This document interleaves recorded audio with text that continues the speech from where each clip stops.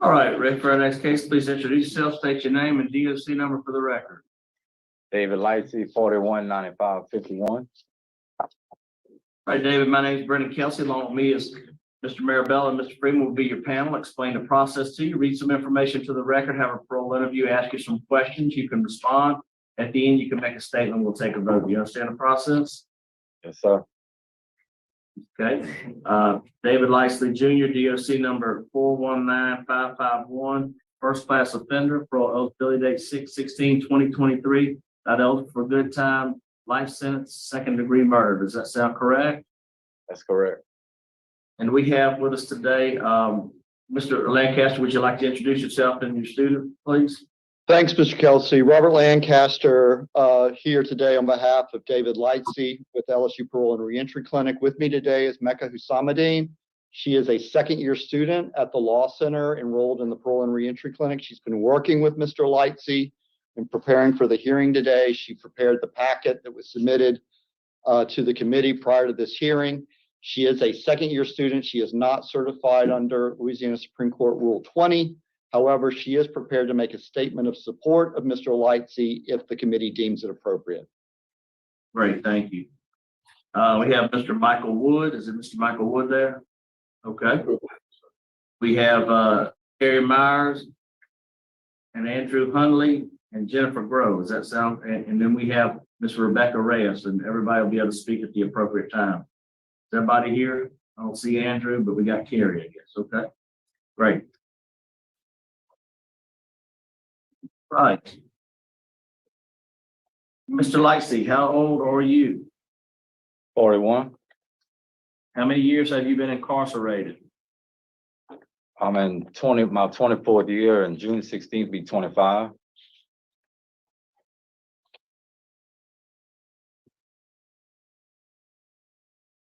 Do you have a high school diploma or GED? Yes, sir. High school GED GED, tell me, when did you get your GED? in 2009. And tell me, what grade did you drop out of high school or school in? 9th grade.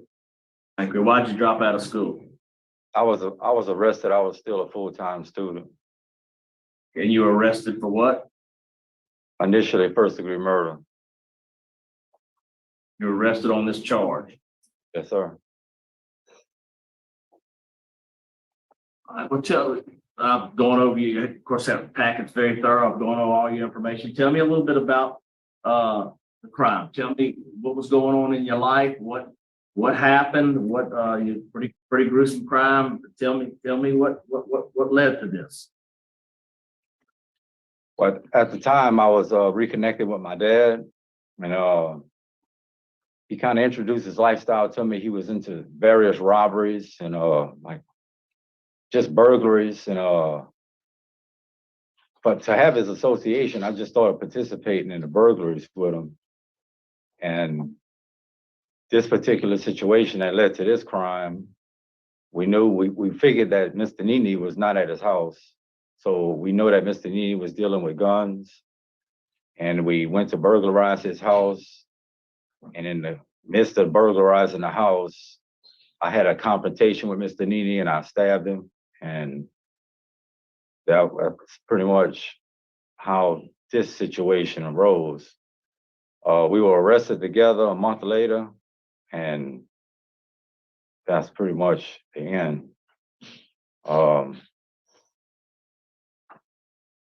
just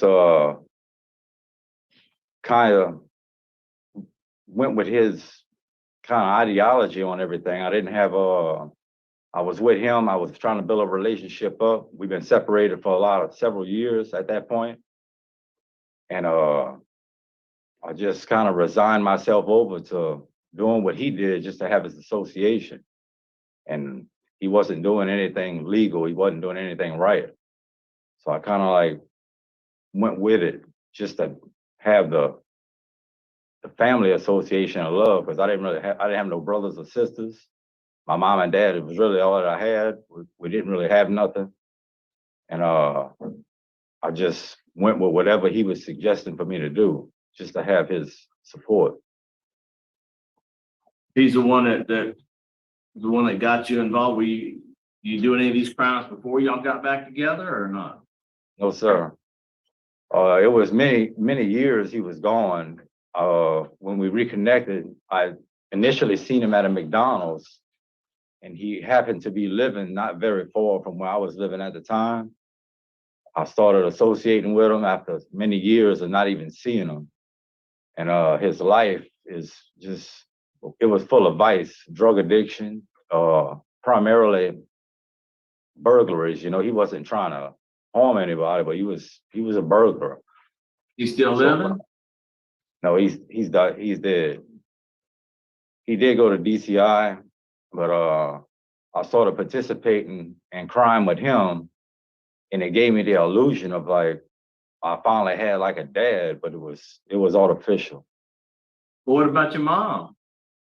My mom was there, but she was indifferent. She remarried, and she was just kind of like a placeholder. She was there for support as far as me having somewhere to sleep, but she didn't extend any rules on me or anything for me to live by. So I was just kind of like looking for some guidance or I was really looking for a family. And So I had to, that night of the crime, your father had told you to go there? yes, we had talked about it. And this was actually the second house that night. The first incident is already in the record. And but yeah, we kind of collaborated on it because we knew that Mr. Nini was dealing with guns. And my dad had he had a guy that he would sell illegal guns to, a guy named Slade Thomas.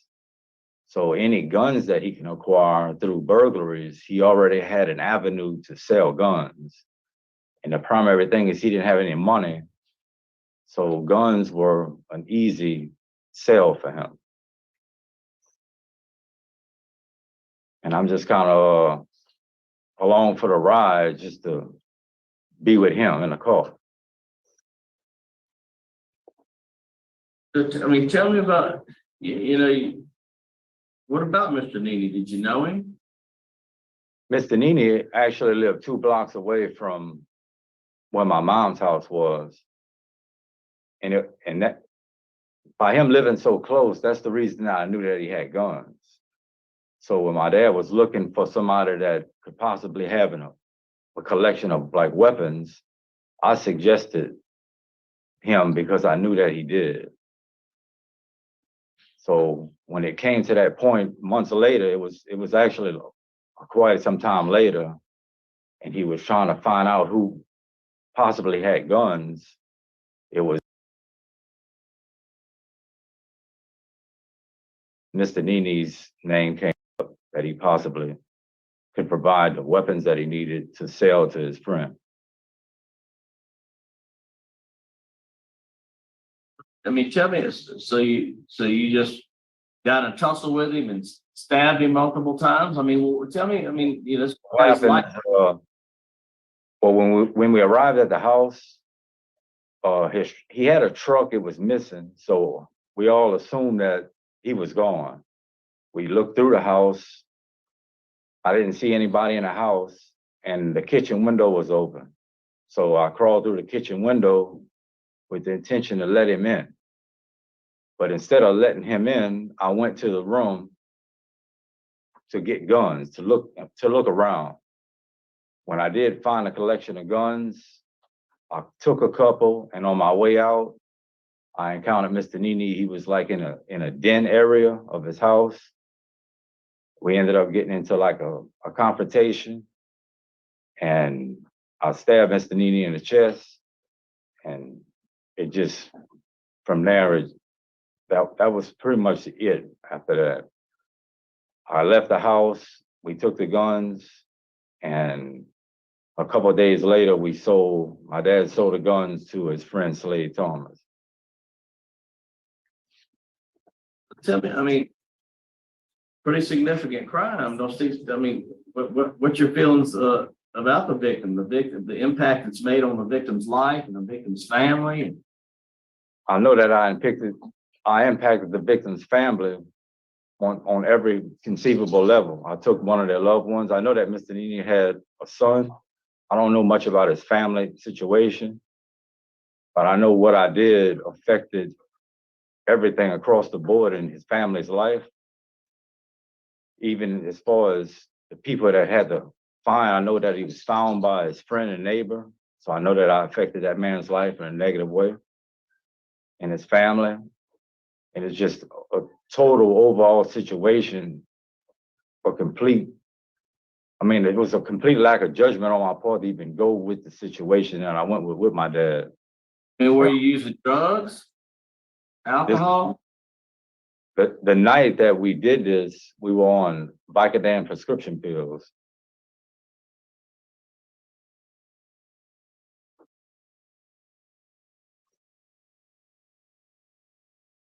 So what have you been doing while you've been in there to improve yourself? The first thing I did was I got my GED in 2009. After getting the GED, I became a educational tutor for several years. I took the various classes, the programming classes, but as I'm being a tutor, I'm also developing painting trade, which the painting trade eventually just eclipsed the tutoring job. I became a full-time painter out of my job, even now today, still a painter. I became certified in automotive painting and refinishing. And the job that I do now is pretty much putting up like different safety signs and ACA type signs. But I've taken the victims awareness class, which was the most profound class I feel like is offered here. Substance abuse classes, all the necessary programming. And I'm active in the religious community here. And I pretty much have dedicated myself to educational and religious pursuits for the better part of my incarceration.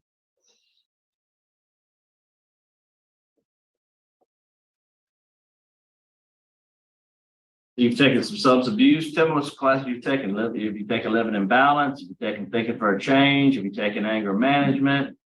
I've taken on substance abuse. I took the substance abuse class. That was my very first class. But even now today, I'm still associated because of the position that I got teaching. I'm associated consistently with the drug programs here.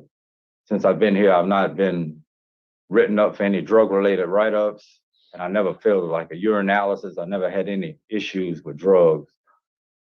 The Thinking for a Change class was the instruction in that class showed me a lot about thinking with objectivity, which a lot of people usually don't do. And if I did in this situation, I wouldn't have gotten myself into this situation from Jump Street. So that class provided me with language to use and tools to use for the future. The victims awareness class was the most profound because it gives you insight into the ripple effect that you have in people's life from the victim's family, even into your own family and everybody that gets involved with it. And it would take years for a person to arrive at that perspective independently. And that class helped me realize it really quickly. And it was a class that it's a life-changing class. The class risk management provides you with 27 different risk factors, and it digs kind of deep into your mental to give you a working vocabulary by which you can judge yourself against. Those three classes were the best as far as having something to rely on, to judge yourself against, and to be self-aware so that you don't go on committing the same errors and mistakes that you committed to end up in situations like this.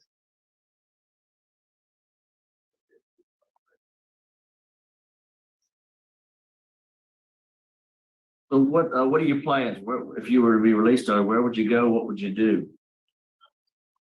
The first thing I would do is, I talk with Mr. Kerry Myers. I'm gonna go with the parole project because they got several resources that I like to take advantage of. I have a job lined up with Michael Hood.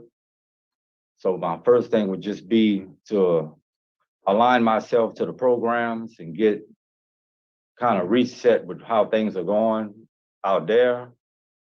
But I have my trade set to rely on, but I would like to get with them and further because I've developed myself in art to such a degree here that I would like to start something there through them that caters to juveniles that were in my situation. Because when I was growing up, I didn't have any kind of positive voices. And I didn't even have the vocabulary to express the way I was feeling about things. And since I've been here, I've developed that since I've been here. But I feel like there's other people in my situation that if they just heard one voice that wasn't what they were usually hearing, it would make a difference in their lives. Because I think it would have made a difference in mine.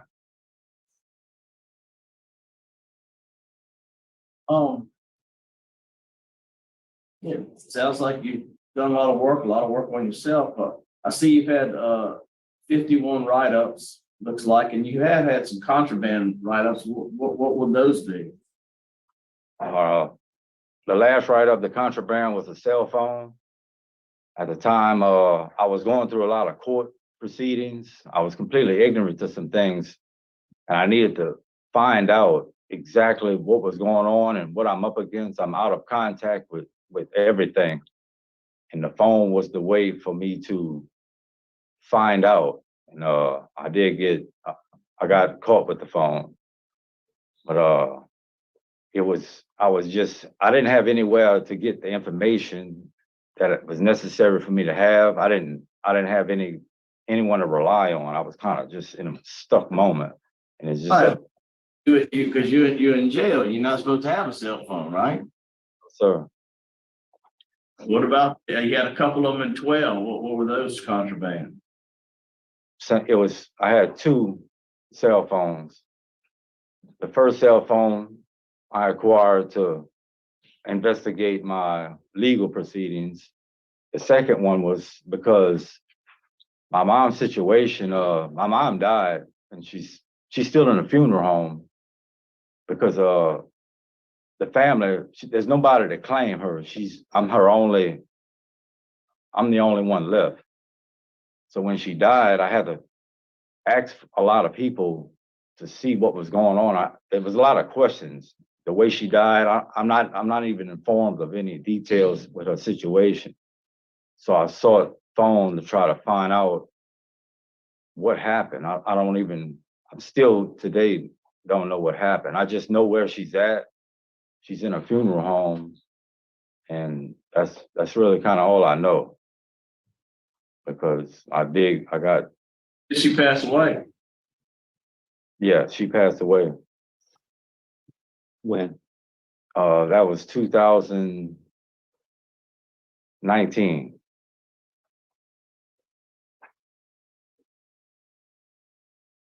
They got the cell phones in 2017.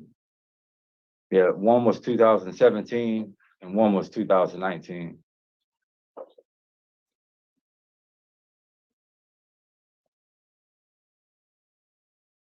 But you know that's wrong to have cell phones. Yeah. You're look, obviously you've done a lot of work and you're doing a lot of good things.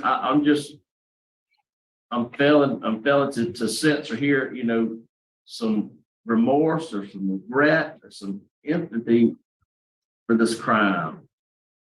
What are your thoughts of that? Well, in my position here, as far as remorse and regret, when I think about what I've done, the primary thing is that when it gets to the stage of the restitutional stage to the victim, my investment in myself and changing my habits, my thought processes, and how I relate to people is pretty much how it enabled me not to put myself in the mindset to injure others for some kind of a selfish motivation, like what put me in the situation that I'm in. It enabled me not to resign my judgment to other people that would lead me into situations. So it was my dedication to education in the programs here that enabled me to develop the concepts that were needed for me not to reoffend in that capacity. But it also gave me the as far as the total picture of actually what I did to Mr. Nini, his family, and everybody involved, including my own family. So for that not to happen ever again, it took me to dedicate myself to positive ideals and to start living those ideals within this situation. Because just you have to, because our habits is what creates us. You act out of what you kind of believe, what your self-convictions are. And if you don't change those, you bound to repeat the same actions that you've been doing or that got you in the situation. Yeah, I agree with everything you're saying, very methodical, very thoughtful, but I'm just, we do have feelings and emotions, sorrow and, regret. I mean, those things. I understand that, but that's not, we can't class our way through those feelings. Yeah, but it is those feelings that was a dropping point for me to do what I do. Sure. So when I'm sitting there reflecting on what I did, it's the feeling of regret that pretty much becomes the propelling energy to make me strive forward. Okay. Good. I got something. Okay. Good answer, Mr. Marvell. Mr. Lightsley, I just have an observation, I guess I want to ask you. When you were describing being in that house and committing this murder, you kept using the pronoun we. We did this, we saw this. Was there someone else in there with you? But the pronoun we, I was referring me and my dad. Oh, your dad was not there, as I understand it. You went and got him afterwards at Camaradas or whatever the name of the place was he was. I just observed you say that on a number of occasions when you were describing what happened, you kept using the pronoun we. Do you realize that you did that? Is there some? Yes, sir, I realize. But no one else was in that house with you when you committed this murder and stole these guns? Nobody else was in the house. I went into the house alone and left alone. All right, just a question. Yeah, it's not a question. Mr. Freeman, would you ask Mr. Freeman? Mr. Lightsey, you kind of just pass over. I stabbed him in the chest and then it was over. How many times did you stab him?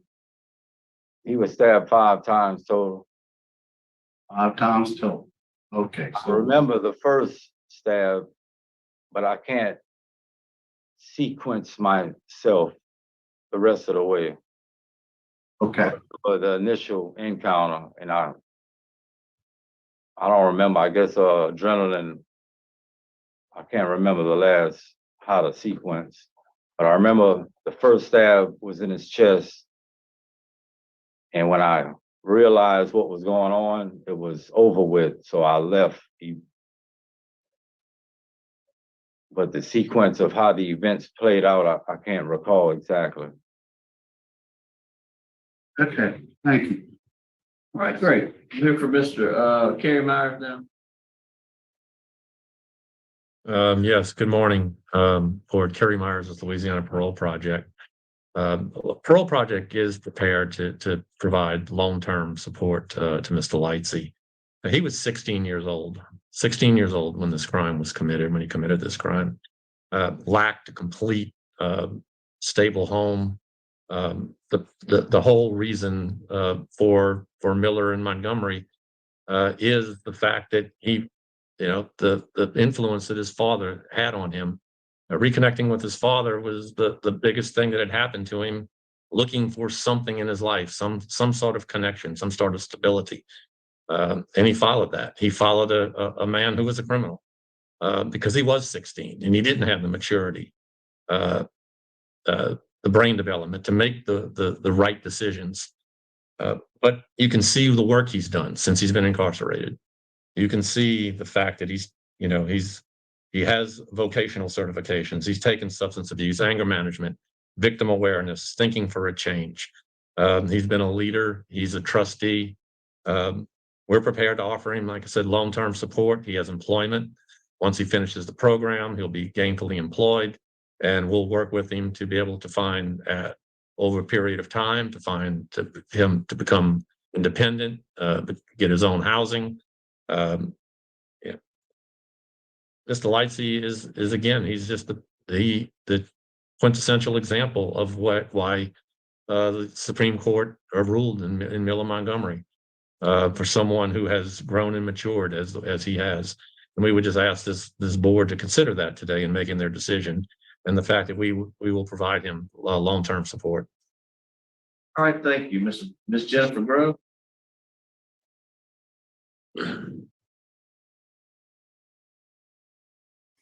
Yes, I found out David was my cousin in about 2015, and I went to Angola to meet him, found him, and we've been in contact ever since.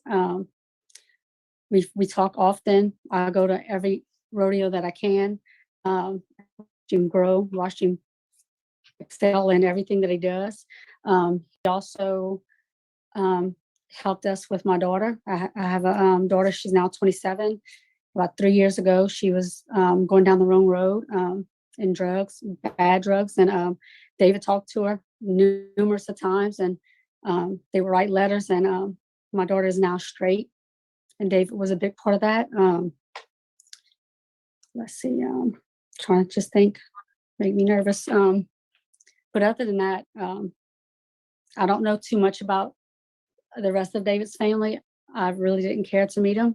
I just stay in contact with David and a couple of his other cousins that we talk to every so often. But yeah, I think David's come a long way. Okay, You know, and thank you. I'll welcome. I apologize. Warden, would you like to give me a little input? Sure, Ms. Kelsey. I just want to clarify a couple of things on the record. The write-ups that you referred to in 2012, looking back over those, that had to deal with cigarettes and free world tobacco. He did have in 17 the write-up, the contraband for the phone. He had a defiance in 18, and then that last contraband charge was in March 30th of 2020. He just got his minimum B custody back in October of 22. That last write-up had moved him back down to a medium custody, and he just got his Class B back in October of 22. Okay. All right, thank you. Thank you for clarifying that. Miss Rebecca, we'll hear from you now. Good morning. My name is Rebecca, and I am the granddaughter of Altanini. And I heard this is very hard. Yes, ma'am. Speak to the board. You just speak to us, okay? This is very hard to hear him describe this act that he did, but he's acting like it's in the third person. He committed this crime, and he's acting like we did it, and but he did it. And he's saying he's 16. Well, I was 16 when it happened too. We're the same age, the exact same age. This is also the same boy that would go around teasing my grandpa and throwing rocks at him before this had even happened. So, and I was there at my grandpa's house the weekend before for a wedding for our cousin. And the last words out of my grandpa's mouth was, "You be safe in Houston. It's dangerous there." And I told my grandpa, "Grandpa, you need to be safe here. It's dangerous on these roads where you're picking up cans." And he's like, "I'm in my own home. Nobody's going to hurt me." And those were the last words I heard from my grandpa, who was 81. He wasn't dealing guns. He had an old rifle in his back bedroom. He stabbed him to death several times, and he left him there. And he left him there to die because he tried crawling to the kitchen to get to the phone because there was blood trail marks there. And we know this because we had to clean up the house. My nanny and my uncles and my Pyran had to clean up their Pyran's blood off the floor so that we could go in as a child, as a 16-year-old, because you're saying he's a child. But for me, I had to go in and pick out what he was going to wear to be buried in. I had to pick out his casket. My daddy, who died last year, had nightmares till the day he died about his father and seeing him that way. My nanny has nightmares to this day, having to see him that way. It affects us every day.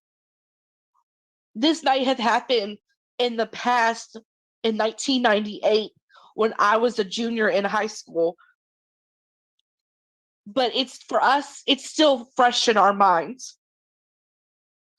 This is a man who loved us unconditionally, who drove the school bus for years.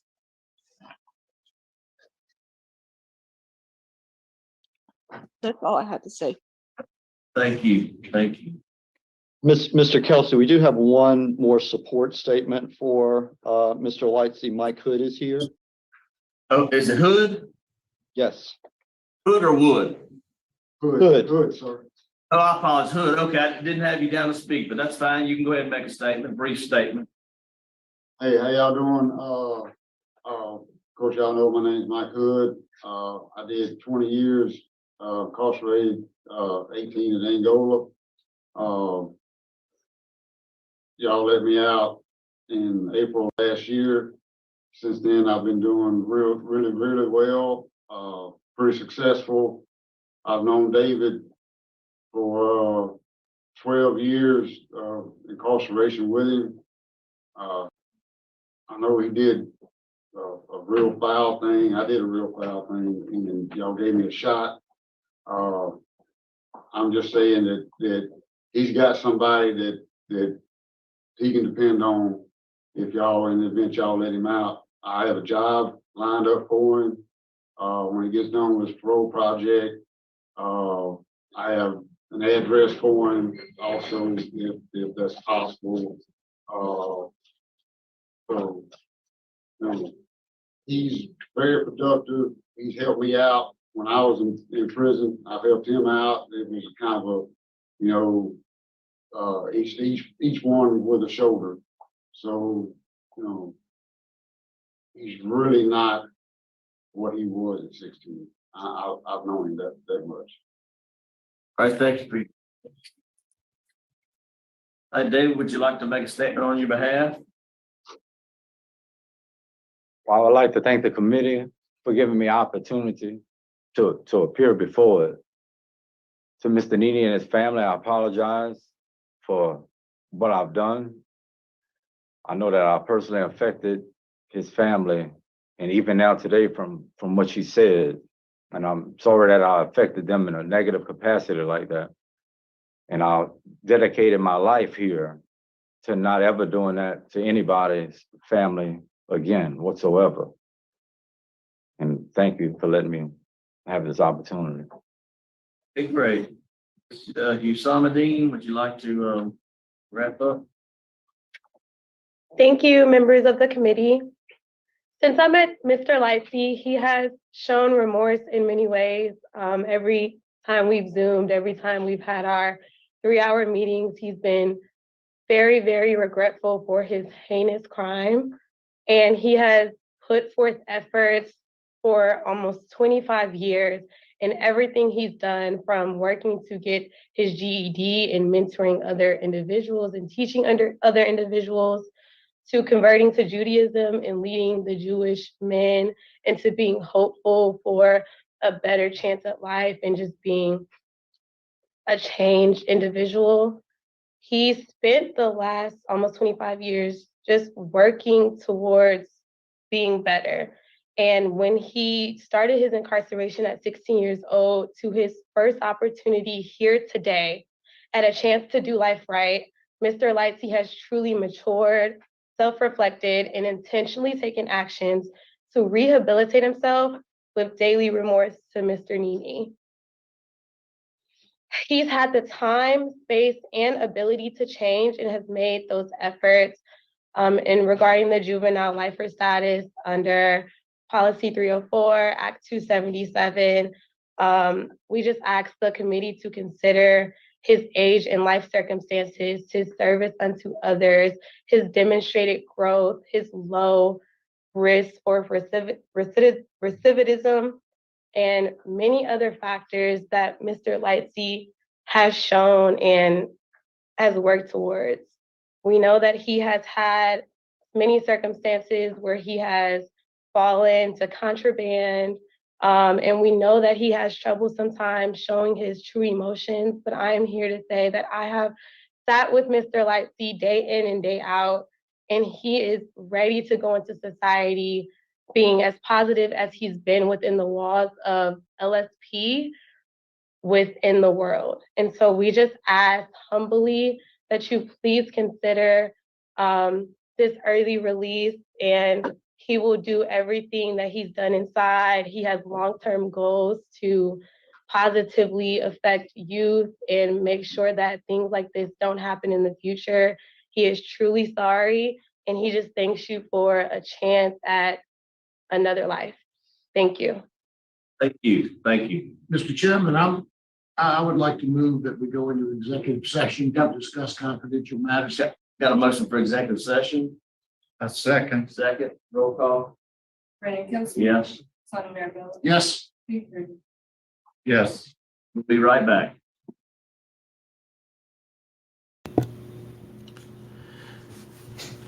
So this case is, yeah, I wonder how they're going to vote. I thought they want to let him out, but he really did rehearse the entire crime as we. And I have thank you to Richard who sent me this before the hearing. It's a newspaper clipping. Couldn't find anything online, but it's a copy of the newspaper. And I'll read it maybe after they come back with a decision. It's just like a few paragraphs, but the whole thing goes over, and I read it before the hearing, and it goes over how it was a 16-year-old boy that committed this crime who was being tried as an adult, and that his father was convicted for accessory after the fact.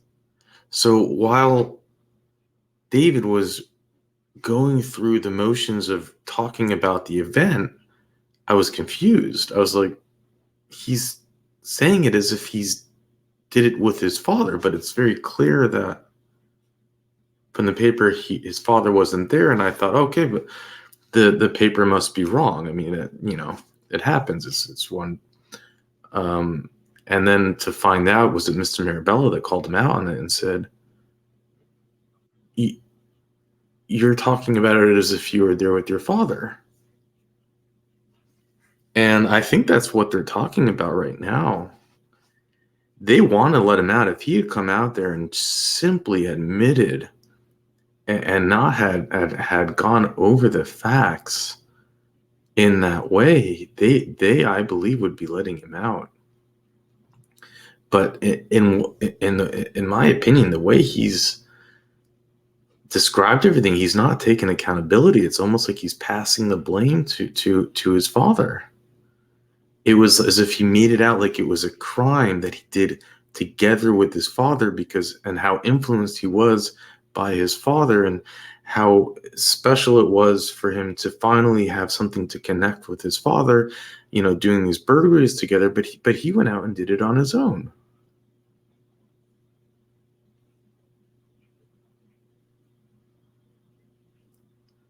And everything, what the victim's granddaughter really spoke so well. I mean, she's like, I'm 16, he was 16, I was a child, if you're considering him a child. And even when they asked him, he said, well, how many times did you stab him? And his answer was, he was stabbed 5 times in total. That's what David said. All right, we're back. Panel's prepared to vote. I'll make my statement first. David, you done a lot of really good things.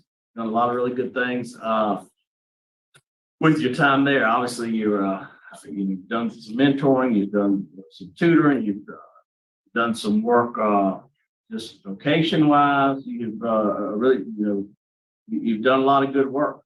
I'm impressed with what you've done. Terrible crime, and I do understand that you were 16 at the time, which it's all tragic in itself. And today you've been given a meaningful opportunity for parole. I think you're close. I'm gonna be honest with you. For me, it is concerning that you had those write-ups and you lost your trustee status, and you gained it back, and that's important. We see folks that have spent more time than this, and just, it's been 10, 12 years since they've had a right. That is a little concerning to me. That shows a little level of immaturity. For me, I'm just one vote. But I think you're close. But for me, I just don't think you're there. I would like to see you have no write-ups next time you come up in front of us. I'd like for you to maybe go back and take victim awareness again. I think, I understand we're all a little different and our personalities are a little different, and you're a very smart guy, and I think you've really learned these courses, but you might want to take victim awareness again to just kind of reevaluate where you are emotionally with the crime, and it's still more for you to learn. But for me today, my vote would be to deny you parole. Mr. Marabella? Thank you, Mr. Chairman. Mr. Lightsey, I agree with everything that has been said so far. You've done a lot of very great things when you work hard. You've done a lot of things. I think you've got a little more work. I'd like to see you take some courses that would allow you to be a little more empathetic to the victim in this case. You came across as very mechanical, and it may very well be that's just your personality, and I do understand. But I think that you've got a little more work to do. My vote likewise would be to deny today, but I think you're close. I think the next time you get an opportunity to apply, it would be a different story. For today's purposes, my vote would like to deny. Mr. Freeman? First off, I would like to thank Mr. Neely's granddaughter for coming here today. I know that's tough to relive these events. Like you said, you also 16 years old. Other than that, I concur with my colleagues, and I vote to deny. All right, you have 3 votes to deny. Today, your parole's been denied. Good luck to you. Thanks so much.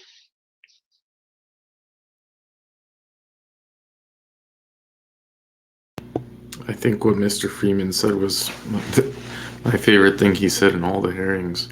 He's always very brief, to the point, and I respect that. I think people on the board should be.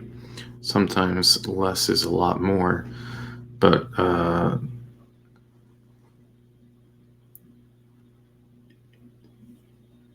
the granddaughter hadn't been mentioned yet. And it's so important not to forget her, Rebecca, for being so brave to get up here alone, because the district attorney's not there. And, it wasn't so long ago. You look at the newspaper article, 1998, and they felt important enough to try him as an adult, and they felt it was important enough to give him a, what was it actually? Did they give him? I missed it. How long was it? It couldn't have been a life sentence, but then they don't show up. And again, it's, show up, if anything, just to be support for the victim who's still hurting. And I just put it into context, and it's like, my grandfather is 93, and I still get to spend time with him, and he's still amazing and awesome, and to think that could have all been ripped away by the local neighborhood 16-year-old kid who was throwing rocks and making fun of him and knew who he was, and all for what, a vintage rifle or something. And then I do believe what it came down to is him not taking accountability. It's like he separated himself, and the biggest thing to me is it's like he's passed blame onto his father. It was the whole, if you had not known that his father wasn't there, if it had not been called out, you wouldn't have known. The whole story, that's more than, that's a lie. It's not accepting reality. It's a lie. It's a lot of things. It's, it is a very different scenario if you go into if your father takes you on a burglary and you go there with him. It's very different than you going alone. In that sense, go take more programs, go take more victim awareness. Like, okay, yeah. The only thing that really is going to happen is that he's probably going to learn to accept responsibility, and he will get out next time. But so this is the newspaper article. A 16-year-old boy and his father both entered not guilty pleas in district court Wednesday and had their trial date set in connection with May 13th stabbing death of an elderly Vista man, David Lee Lightsey Jr., and his father, David Lee Lightsey Sr., who was 38. His father was 38. Young man. Pleaded guilty in connection with the stabbing death of 81-year-old Alton. The juvenile, who'll be tried as an adult, was indicted Tuesday on first-degree murder charge, and his trial date was set for December 14th. And Lightsey Sr. is scheduled to be tried October 12th of accessory after the fact to first-degree murder, illegal possession of stolen things, and obstruction of justice. So they threw the book at his father, who really had the stolen stuff and probably stood up for his son and didn't turn on him. And because of that, he took a charge. I mean, I don't know, but if he was really a scumbag who didn't care about his son, you can imagine him. He probably was sitting in an interrogation room with the detective, and the detective probably said, you can go and take the stand against your son and we'll let you off, because that's typically how things work. They didn't have a lot of evidence on this case. And I'm guessing his father said no. And that's why he was getting prosecuted for first-degree murder, accessory after the fact. Again, these are all assumptions. These are all hypotheses. But if that is the case, there's still something to be said there, I think. In a way, his father trying to do something for his son, whatever the reasons are, right? I'm not. Anyways. The death was originally classified suspicious in nature by the sheriff and was reclassified after the fact of an autopsy confirmed that he had been stabbed numerous times. How could a sheriff classify it as suspicious in nature? He stabbed 5 times. Strange. They needed an autopsy to say that he had been stabbed numerous times, likely during a burglary in his resistance. Key evidence in the case consists of some items recovered by investigators which were determined to be missing by Nini's home. We believe the motive to be robbery at the time or burglary. Either one would be enough to constitute first-degree murder. Several of those items were recovered during the course of a sheriff investigation of a home. So there was a homemade chemical bomb that was made a few months after that was discharged in a business parking lot. I don't know what that means, chemical bomb, right? It could have just been like a prank that teenagers do with stuff, but I couldn't find anything else on it. But there's this chemical bomb that was blown in the parking lot, and it was somehow implicated back to David. And that's how they caught him, because the materials were from the home.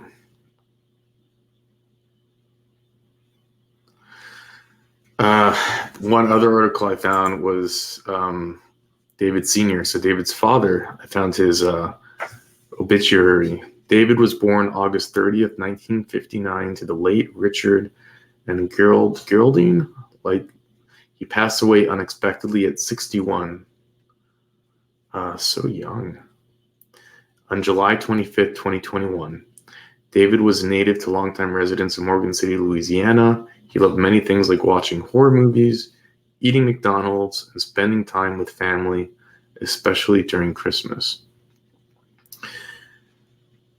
He is survived by David Lee Jr. and 2 brothers and his wife, 1 sister, and his fur baby, Daisy, numerous aunts and uncles and cousins. In lieu of flowers, donations could be made to the Hargrave Funeral Home to help with funeral expenses. Yeah, reading that obituary, you would not know that he was indicted with his son in a first-degree murder charge, and his son was convicted, and pretty crazy. I'll put the link in there. He loves spending time with his family on Christmas. Reading the obituary and hearing from your son, you get 2 very different stories, of course. And again, I'm not passing judgment on either. But the bottom line is that his son did not take accountability. He blamed it all on his father. And I am really happy that the board picked up on that. I have accused, I think it's a fair statement, I've accused the board many times of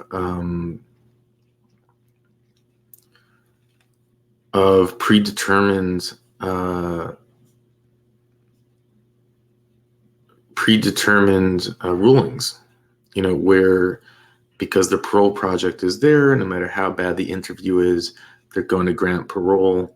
And in this case, I do think they went in there wanting to grant him, but he did not take accountability. He had a bad interview, and they decided to change the ruling. I think that's what happened. And so I have to give the board credit where it's deserved. Is that was the right call. And again, want to give so much credit to the granddaughter Rebecca. That was one of the more memorable victim impact statements for me.